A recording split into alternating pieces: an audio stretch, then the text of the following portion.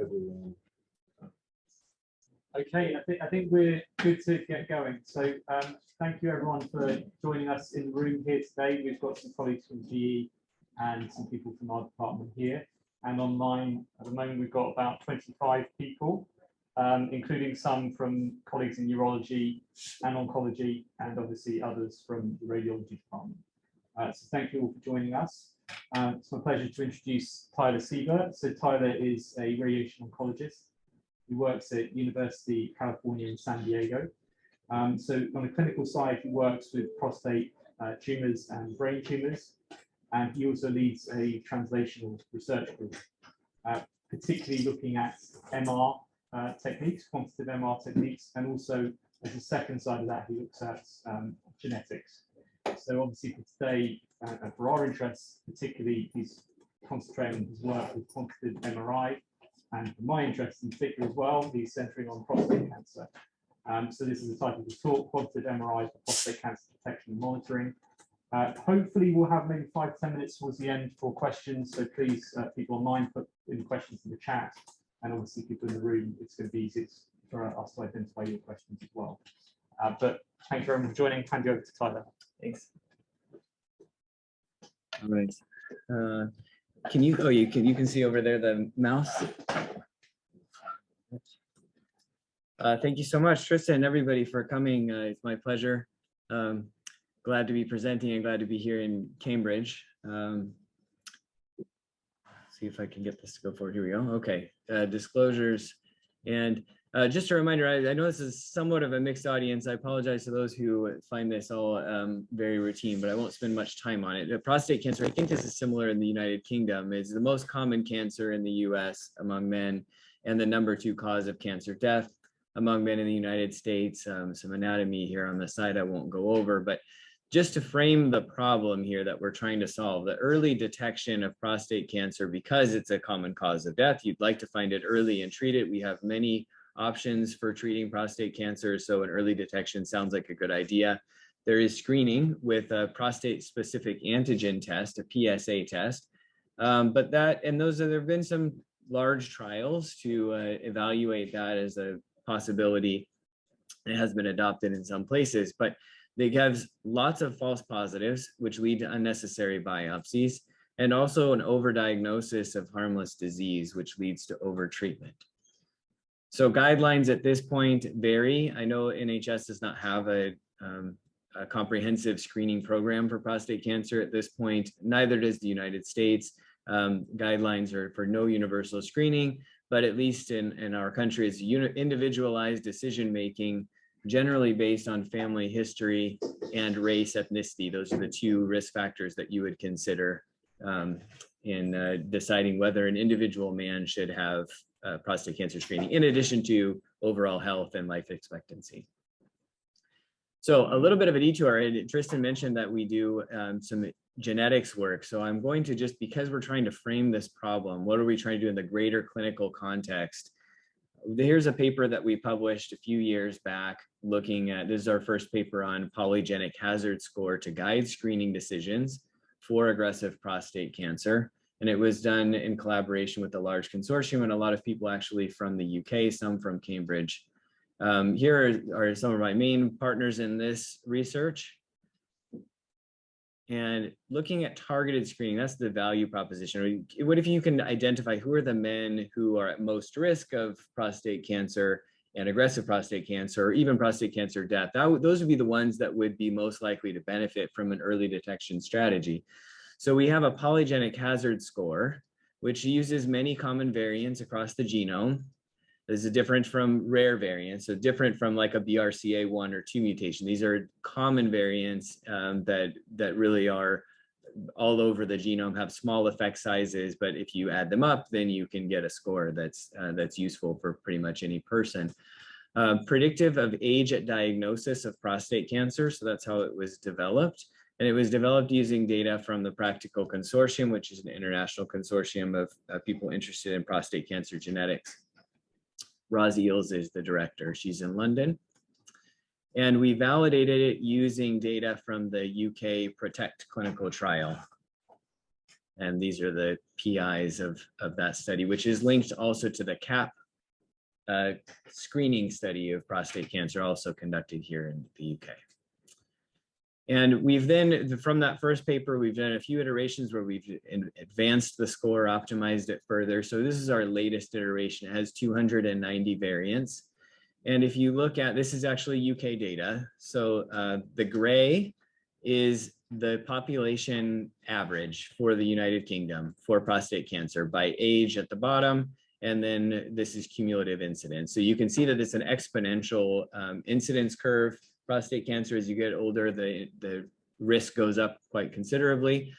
But then also we've separated here using the data from CAP, which was a single PSA test, screening test, and you look at the proportion of clinically significant versus low-grade prostate cancers. We can separate these out, and you see that there does start to be a pretty good separation toward the end of this age range of 40 to 70. Now, if you look at the men who are in the top 5% for PHS based on the normal population, so the top 5 percentile of genetic risk or the top 20%, these curves really climb far above what you see as the population average. So that would be these would be the men that we would think are most likely to benefit. They also start to have much more high risk because of these two effects, the genetic plus the age effect. You see that there's a separation pretty strongly between clinically significant and non-clinically significant disease. And if we tried looking at then the positive predictive value of a PSA test. So we're trying to decide who to get a PSA test for. I promise I'm getting to the imaging, but you're looking at PSA testing and how likely is it to be useful if it's positive. And this is protect participants. We took only those that are in the age range of 55 to 64 years old. And then we said, if we adjust their age based on the genetics from those curves that I was showing before and say, here are the men who stay within that range. Their risk equivalent age is about the same as their chronological age because they have an average genetic risk of prostate cancer. These are the men who are at a lower, the risk equivalent age and higher. And you can see that the positive predictive value jumps quite a bit based on that. So the value of a PSA test changes based on your genetics. We then took that score and we recently have, this is not published yet, but it's available as a preprint on medRxiv. We took that score and we applied it to a population-based longitudinal cohort of men who had served in the US military. So unlike the United Kingdom, where you have a very nice national healthcare system and you can keep track of people, and my colleagues at CAP and Protect do a wonderful job of that. I serve on the cause of death committee for CAP and Protect, actually. So I work with them regularly and we read these beautiful case reports and everything. We don't have that in the United States, but in the Veteran Affairs health system, we do have something that's more similar.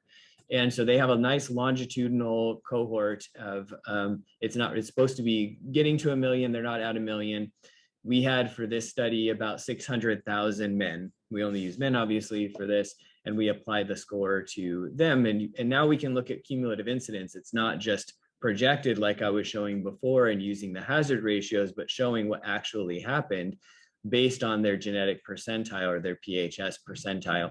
So the top 5% versus the top 20% versus the population average, which in this case is the 30 to 70th percentile of the genetic risk versus the low risk. And you see this nice stratification. And that holds for it stratifies also for metastatic prostate cancer, age at diagnosis of metastatic prostate cancer, and age at death from prostate cancer, so fatal prostate cancer. So wonderful. So we've now solved part of the problem because we can identify the men who are at highest risk and who are most likely to benefit from screening. But does that even add anything beyond what I already knew? I mean, the patient comes to see me, they ask if they should be screened. They already know what their race and ethnicity are. There's some complexities there and issues because that's really a social construct, but they know what it is and it does have some correlation with their risk of disease. And they know sometimes what their family history is, right? So presumably some patients could have that information and many do, and sometimes it's not quite accurate, but you have that information. So in this study, we had all of that and we put it together. I'm simplifying it here, just we have race and ethnicity self-reported, but I'm using ancestry groups from the genetics. because it's just easier to fit on the slide. So if you look at first degree relative had prostate cancer, it increases the risk by about 67%. So 1.67, that's about on par, a little higher than what we've seen in other studies, I think. And that was significant in this multivariable model. If you look at ancestry groups, it's really only African that matters for prostate cancer risk. That's significant. Maybe a little bit protective to be Asian. Bear in mind that this is a small underrepresented group in this study, Asian, and that Asian is way too broad of a category to be one thing. So don't put too much stock in that result in this example. Hispanic was fairly well represented. That's not even a genetic category. It's a mixed bag. So I also am not sure about that. It's easier to look at the race ethnicity part. But I'm just telling you that I've looked at all of them. We've looked at all the ways, genetic ancestry, whatever. And all that matters in the end is, do you have African ancestry? That's what really impacts your risk. And here it about doubles your risk, even in a multivariable model. So does the PHS still matter? It sure does. And in fact, it has quite a significant, clinically significant effect size of 4 for the top 20th to the bottom 20th percentile, even when you've already accounted for your race, ethnicity, ancestry, and family history. Okay. Finally, I think on the genetics, the last thing I wanted to say is that when you talk about, so I'm on the guidelines committee for the NCCN for early detection, and we recommend stronger consideration of screening for men who are Black in the United States because of that increased risk. But if you look at among the men who were Black, there's about 105,000 in this Million Veteran Program. And you look at the ones who are low genetic risk, they're right about at the same as an average risk white man. So the Black is, yes, increases your risk, but within that, there's a whole range of really high because you also have a high genetic risk versus actually not really different from average and maybe doesn't need to be aggressively screened. And maybe that would be problematic because of the risk of screening, perhaps. So wasn't this going to be an imaging talk? Yes, I promise. Prostate cancer early detection. Reminder that the problems are false positives, unnecessary biopsies, overdiagnosis of harmless disease leading to overtreatment. And this is, it's really amazing how much this has changed. I'm not that old, but even when I was in training, we treated everybody who came through the door basically with low risk disease. That has completely flipped. Never treat low risk disease anymore. So things have changed quite a bit. And to that point, we have already reduced the harms of screening because of the active surveillance, which I think the strongest evidence for that is unquestionably that PROTECT study we were talking about. So metastatic prostate cancer, we can see that we risk stratify by genetics. Maybe the problem is solved and we can just move on. But no, not so much, because even these men who are at risk of metastatic prostate cancer based on their genetics have a much higher risk of just being diagnosed with a prostate cancer that probably doesn't kill them. And you look at the y-axis here, these are on different scales, 4 times higher. So prostate cancer is extremely common. Dying from prostate cancer is quite common among cancers, but it's by no means just because you're at risk of getting prostate cancer are you inevitably going to die from this disease. So you still have the problem that even if you target the screening to those at high risk genetically, you're going to have some who have unnecessary biopsies, and you're going to also have some who are at risk of overtreatment. So that's where the imaging comes in and becomes extremely valuable for this pathway. Multi-parametric MRI reduces the harms of screening. Numerous large prospective studies have shown this. I will go through a few of them quickly. I know that the radiologists here, urologists, clinical oncologists are familiar with a lot of this. The PROMISE study did multi-parametric MRI, transrectal ultrasound, that's what transrectal ultrasound guided, that's the TRUS, and template mapping biopsies in all of the patients. And they found that you could have avoided 27% of biopsies if you just did an MRI first. And if the MRI looks good, then they don't need a biopsy. Precision compared is a randomized controlled trial now, randomized between TRUS guided biopsy and multi-parametric MRI targeted only biopsy. and found that you could reduce the number of biopsy. Well, you did. The number in the arm that was MRI pathway, they had 28% of biopsies were avoided, and they also had fewer low-grade diagnoses in the MRI arm. Precise, same kind of design, 37% of biopsies were avoided in the MRI arm, and they still had fewer low-grade diagnoses.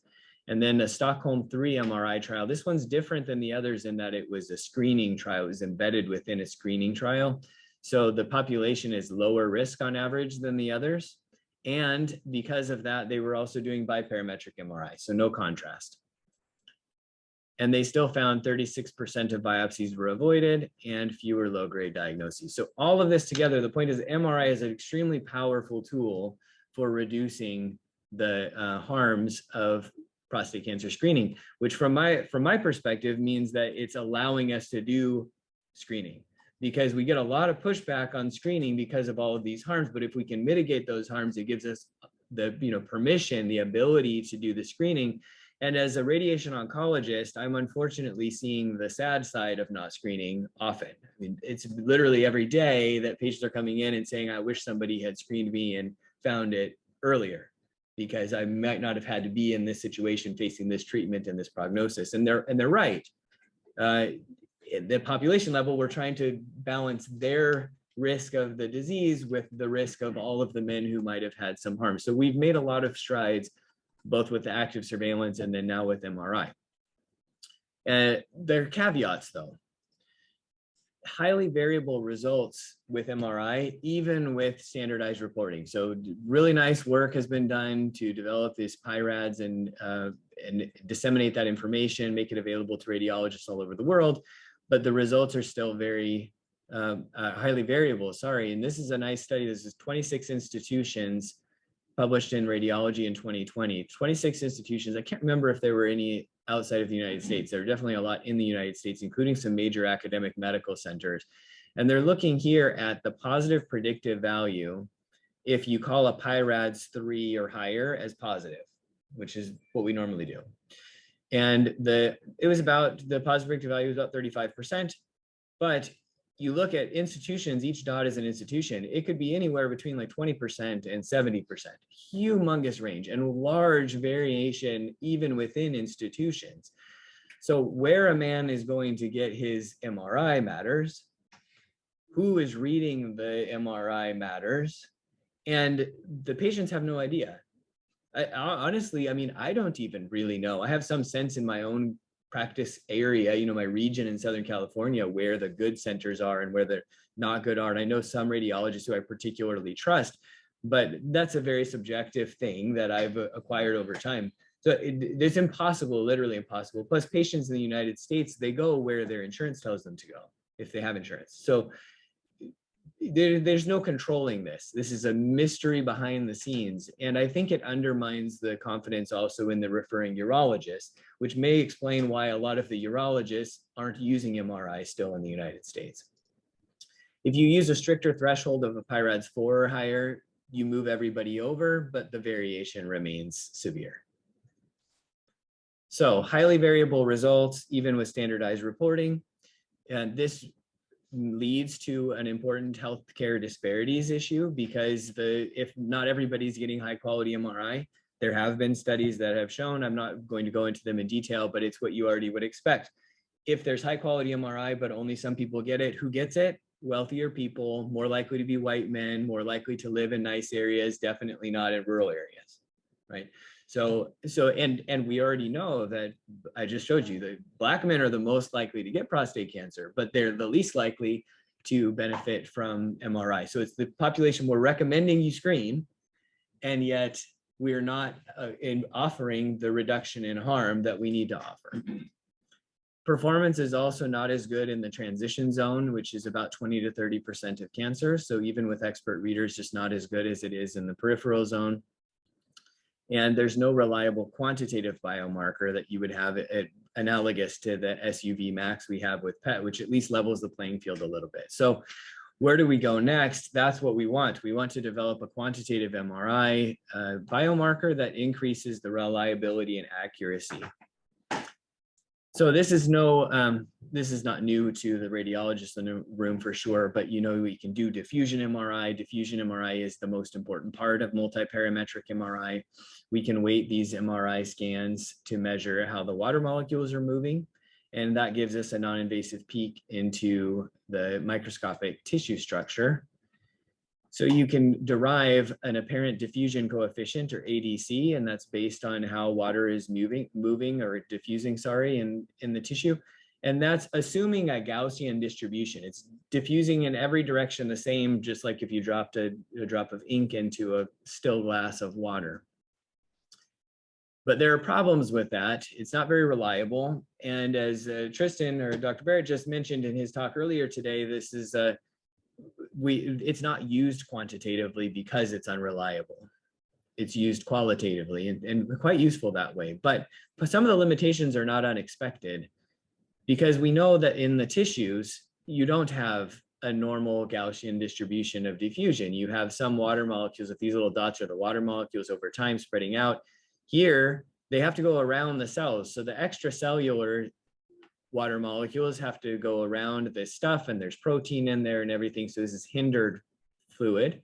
And then some of the water molecules are actually inside cells, and these cells should have a nucleus and nucleoli and everything in here. So it's really densely packed, especially in cancer cells.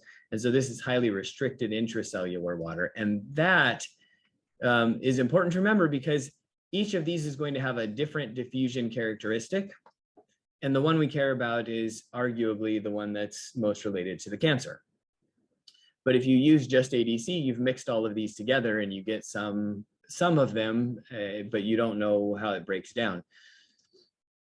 So what we have been working on is this restriction spectrum imaging. Is a multi-compartment model. And just going through the math here quickly, but the basic idea is trying to separate, model, and estimate how much was coming from the intracellular versus extracellular, which is going without me, intracellular versus extracellular fluid, and estimate those compartments. We did do an optimization to say, well, how many compartments should there be? And we found that 4 was an optimal number of compartments, and the diffusion coefficients were estimated from this optimization study, but they came out pretty nicely reflecting what you would hope or expect from the biophysics. So there's one that's pretty close to what you would expect for restricted intracellular fluid. There's one that represents the extracellular hindered compartment. One that's for free diffusion. That is, this is what ADC would work for if this is all that was in the tissue. And then also flow. So the capillaries, for example, where the water is actually not diffusing, it's just moving. And can I advance? It's stuck now. Here we go. Okay. So this RSI, or restriction spectrum imaging, allows us to look at the intracellular water. That's an indicator of the nucleus to cytoplasm ratio, and it's also correlated with tissue cellularity and cancer grade. So that's the background. And now, can we use it? What can we use it for? So we started with looking at a voxel level. And just the pictures here sometimes highlight the first authors of these studies. So this is was a medical resident, or I guess here we registrar in our at our UC San Diego. Since graduated and doing great work. High confidence cancer or benign voxels only in this analysis. Important to remember. So the ROC curve is going to look really good. This is why. We found when you look at a screening population or an early detection population, you don't have prostatectomy specimens. You don't have that out. So it's only have what's in there. So to know what you can believe, you have to find the high confidence stuff. We look at where that looked like cancer on MRI, and their biopsy went into that same spot and found cancer. All right, so that's a high confidence cancer voxel. The rest of the prostate you can't trust, because men who have prostate cancer 85% of the time have a cancer somewhere else. So you can't believe anything about the rest unless you take out the prostate and look under a microscope. But in patients who had at least a 12-core biopsy and probably a normal MRI, or who had a PI-RADS 3, 4, or even 5, and had 12-core systematic biopsy plus a targeted biopsy, all came out negative, benign, then that's pretty high confidence that they don't have cancer. It's not perfect, but it's pretty good. So that's what we did. This is the ROC curve, and you have false positive rate on the x-axis and true positive rate or sensitivity on the y-axis. ADC is in gray. It looks pretty good. Again, this is a contrived, easy situation for imaging. We've given it easy voxels for cancer and easy for benign. And then green is the RSI restriction score, which is our biomarker from the RSI model. And the AUC was 0.92 for ADC and 0.98 for the RSI. It is significantly different. You can see the confidence intervals in shaded regions on the plot. And what we from the beginning said is, well, we will also want to look not just at AUC, but what is the false positive rate when you require high sensitivity? Because we're giving it the easiest cancer voxels to find. It should be able to find most of them. So we said at 90% sensitivity, what's the false positive rate? And the false positive rate was 20% for ADC, meaning that in a patient who had a completely benign biopsy, they still 20% of their voxels would be positive if you used that threshold to find 90% of the cancer that were easy to find. Make sense? So you have very noisy maps is what that's saying. And that's consistent with what everybody who's looked at ADC maps would think. But you don't get rid of that completely with RSI, but you do go from a 20% false positive rate to a 3% false positive rate. So visually, how does that look? This is 3 cases, a representative of some of the ideas we're trying to show. The top one is a PI-RADS 5 lesion. It's pretty obvious, dark region in the peripheral zone posteriorly. Here's a PI-RADS 3. Remember that the positive predictive value of a PI-RADS 3 is around 12–15%. So radiologists, when they call a PI-RADS 3, we have to remind people in tumor board all the time, the multidisciplinary team, right? That a PI-RADS 3 is not really a false positive from the radiologist's perspective. They're just saying can't rule it out. They're not saying that you have to find cancer there. But this one was actually, I think, a pretty good call anyway, because it's right there on the edge, and I certainly wouldn't have seen that on my own. And then here's one in the transition zone, which is, I think, visible, but again, those are often missed. And it was a PI-RADS 3, not highly suspicious, but somewhat suspicious. And some of our urologists don't routinely biopsy PI-RADS 3s anymore, so worth keeping in mind. The RSI restriction score map here is black because there was nothing there. On our RSI score, there was nothing.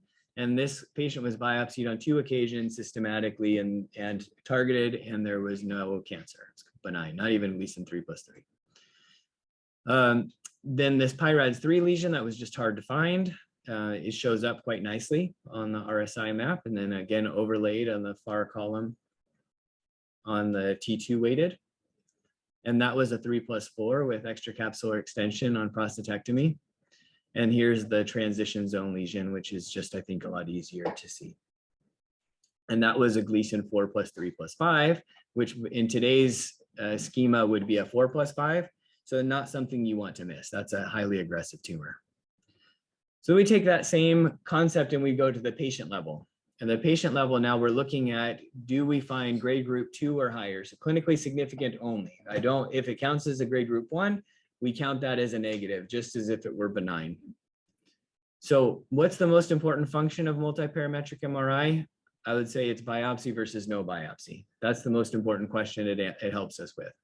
The biggest problem, unreliable results that depend heavily on center and reader expertise. So to answer those questions, then we want a quantitative marker that then is more reliable. Obviously, it doesn't depend on anybody's expertise because it's just a number.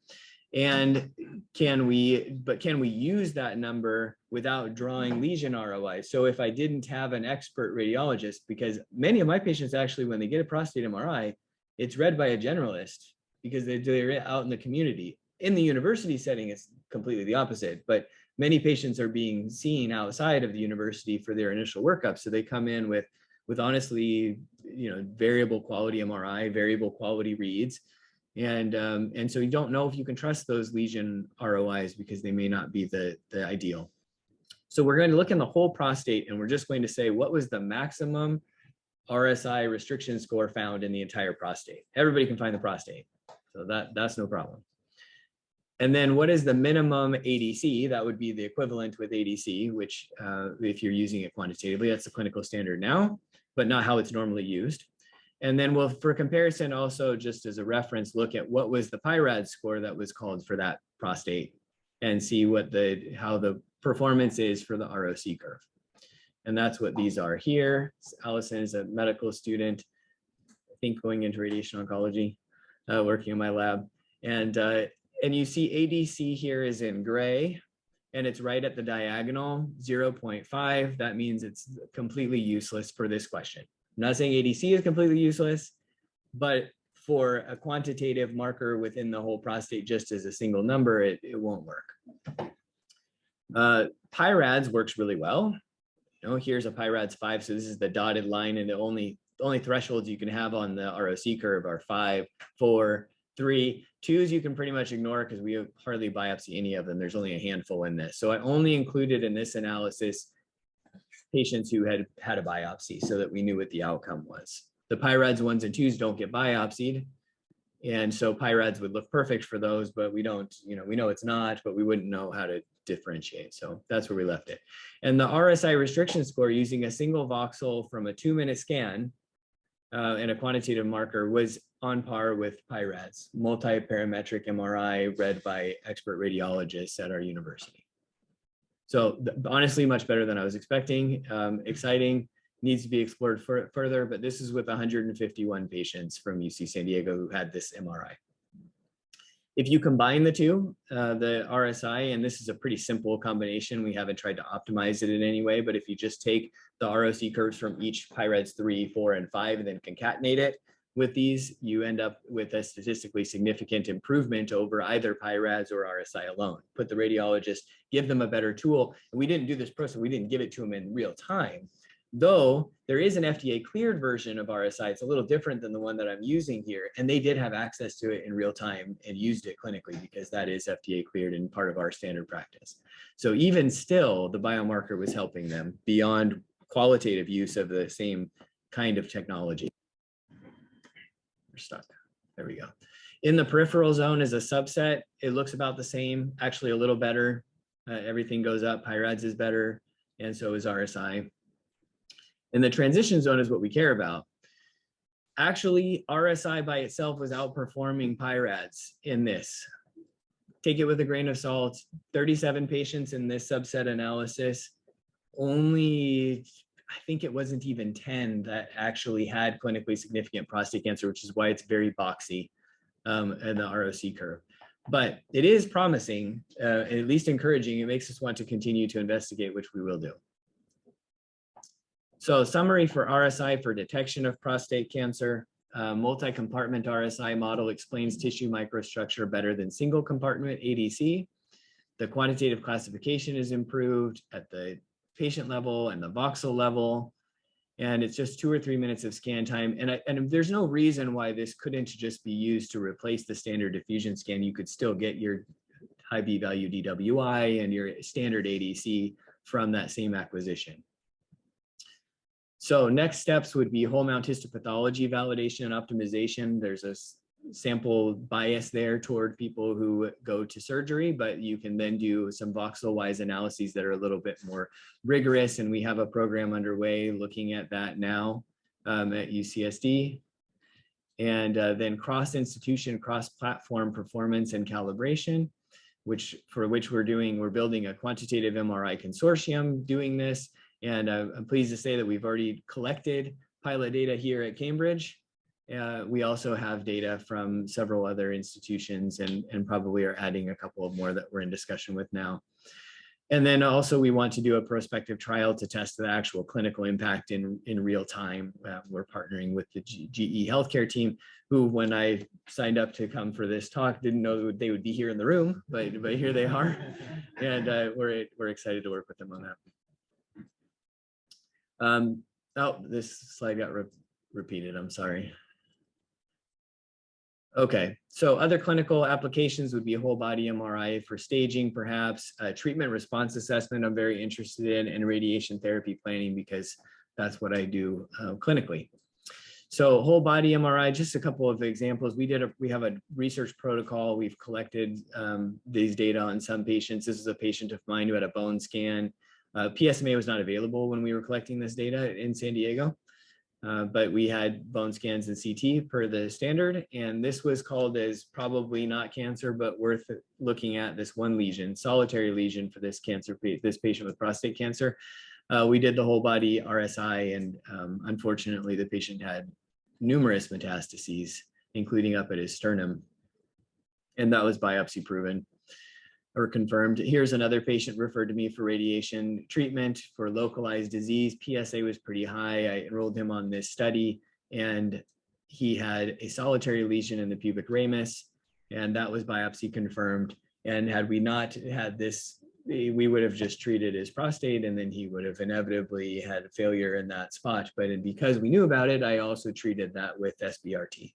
And so far, so good. It's been a few years. Hopefully we'll continue to do well.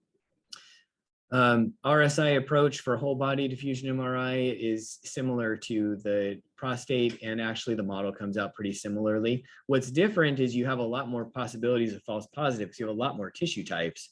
So we find that actually using the restricted and the hindered together does better. It gets rid of more of the noise, and you can have this cancer likelihood. You know, the kidneys still look kind of falsely positive there on the far right, and the brain, but neither of those is particularly a concern in staging for prostate cancer. So this is interesting. If you look at quantitatively, this is a small analysis, only cross-validation, not external, but what we find is that we have far better performance in red with RSI than we do with ADC. All right, treatment response assessment. So now what if we have a number? The other thing we can do is now longitudinally, perhaps we can measure it before and after treatment and get something out of it. So I made this slide looking closely at Dr. Barrett's paper, actually, some years ago before we had met, but it was a very good paper. And this is prostate cancer effects, so the treatment is androgen deprivation therapy, one of the treatments. And these are the effects on the prostate from ADT. The endothelial cells are dying, fibrosis, glandular atrophy, compression of the lumina, and dehydration. Now, if you do the math in your head quickly, these things are affecting the extracellular compartment as well as the intracellular, and in opposite directions. So that could potentially be a real problem for ADC. If you add radiation where you're definitely killing cancer cells and causing fibrosis, you're also muddying the waters even more. Studies with ADC as a treatment response assessment are mixed. There were a couple of retrospective studies that looked kind of promising. There was only one prospective study. It was done here with 23 patients. They also looked at DCE, which I won't discuss right now, but this was the 23 patients before and after ADT, and you can see the red line is the average, and it really just doesn't look like it's changed much. So it's very noisy. Here is an example of this patient pre-ADT at the top and post-ADT at the bottom from the paper. And you can see that the tumor hasn't really changed very much, though the normal tissue has changed more than the tumor itself. So preliminary, but interesting. We have an open prospective study funded by the Prostate Cancer Foundation and ASTRO, which is a radiation oncology society in the United States.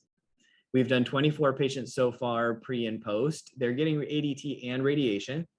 And this is a similar plot, but this is their baseline pre-treatment and then post. And these lines all look like they're kind of going down, which is encouraging.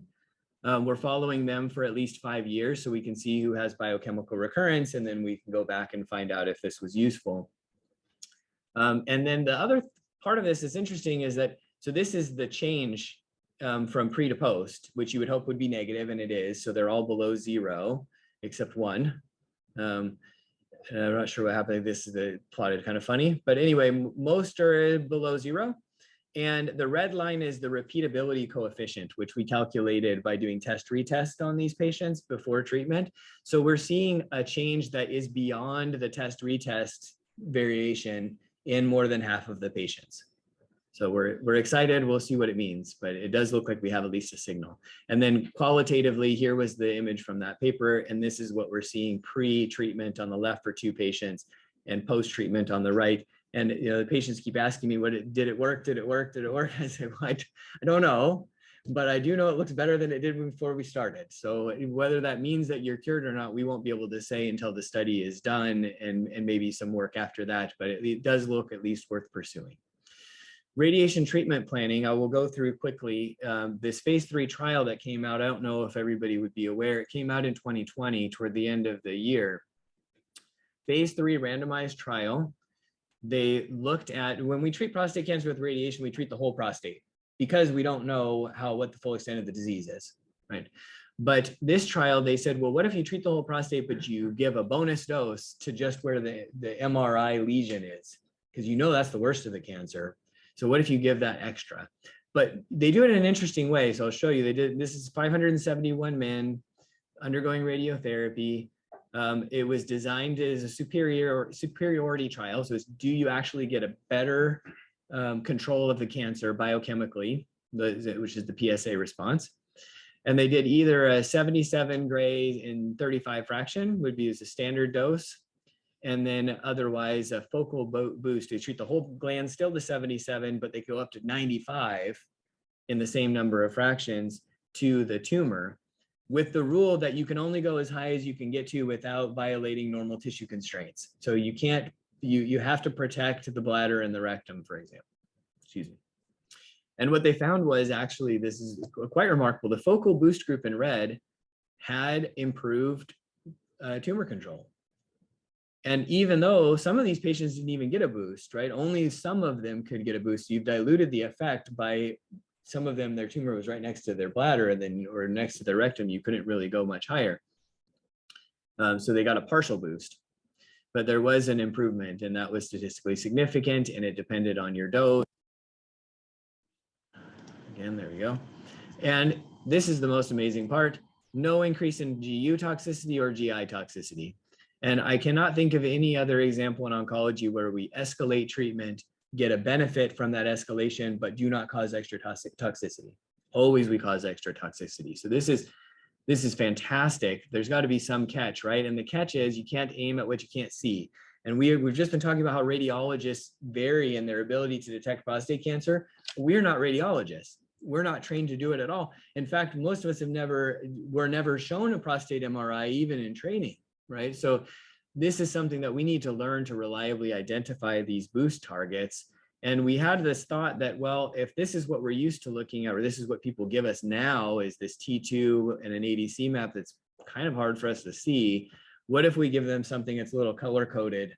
And maybe that would be easier. And Sona Louise, a resident right now, she got a grant from RSNA to study this. So we have radiation oncologists participating. The study is ongoing. They are given multi-parametric MRI. Actually, we don't give them the contrast because it's too much to fit on the screen and they don't know how to look at it anyway. I don't either. So we just give them biparametric. And then this in blue is the expert radiologist target. So the radiologist found the target up there. And you can see some examples of the participants. The red ones, they missed a lot. When you look at this bottom right on the coronal, they haven't really got the whole target there. So they're boosting the wrong part of the prostate. And the yellow ones have missed completely. And they're not, they're even missed in the axial plane. And they were given the radiologist report, mind you. This isn't even them just trying to find it. They were told the patient has cancer and they were told where it was. So, we weren't trying to cheat. This is how they did with ours. So these are the same patients. Participants. The same people who drew this yellow one over here, they found it when we gave them the color-coded map. All right, so we're encouraged. This is preliminary. We'll be presenting the results in the fall at a couple of conferences, but even with a few patients so far, we have statistically significant results on basically every metric we've looked at. And already, I personally love it. I use it in clinic. There's no rules about what images you look at for making your boost plan as a radiation oncologist. So I do use these, and we've been able to do some very nice boost plans. And if I have questions, I go to my favorite radiologist. Emphasis on favorite. We don't ask just anybody. Improve and standardize. So conclusions, we want to improve and standardize detection of aggressive prostate cancer, address these health disparities of high quality MRI, facilitate targeted treatment planning. This is another health disparity. Most patients are not benefiting from the results of that phase 3 trial from a year and a half ago. They are not, because their treating physicians don't know how to do this safely, and so they won't do it.